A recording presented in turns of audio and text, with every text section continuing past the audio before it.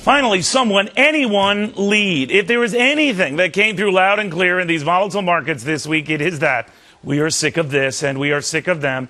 We are sick of the leaders we think are responsible for this, or at the very least incapable of fixing this. That is why markets sell off. There is simply no one stepping up. But someone will, my friends, someone will. Always happens. Every crisis, all crises, someone, somewhere just steps up. Someone fills that void. Someone you do not see.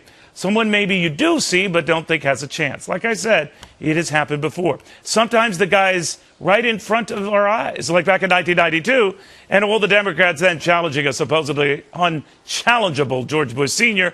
were called the Seven Dwarfs, until one of those dwarfs emerged.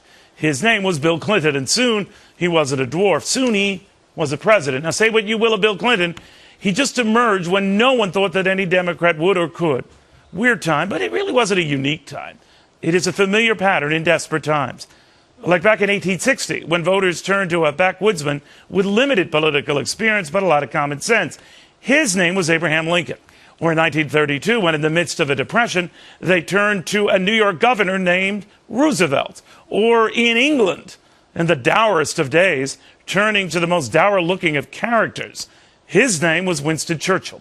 Many are dismissed by the establishment press in their day, but out of that built-in bias emerged some unlikely characters in their day.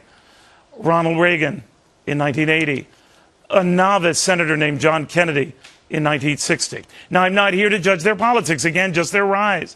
Just the fact that someone rises. Someone you like, maybe, someone you don't like. Sometimes someone in retrospect you wish never rose at all. Like a fellow named Adolf Hitler in a very desperate Germany, or Benito Mussolini in a very desperate Italy, or Ayatollah Khomeini in a very desperate Iran. Characters in their moment who seized that moment and seized history. I like to think that for every bad one, we get some good ones, and history and good prevails.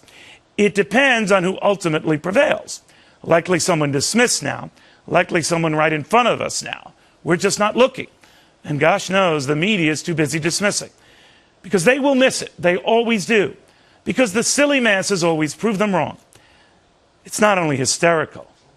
The truth is, my friends, it is history.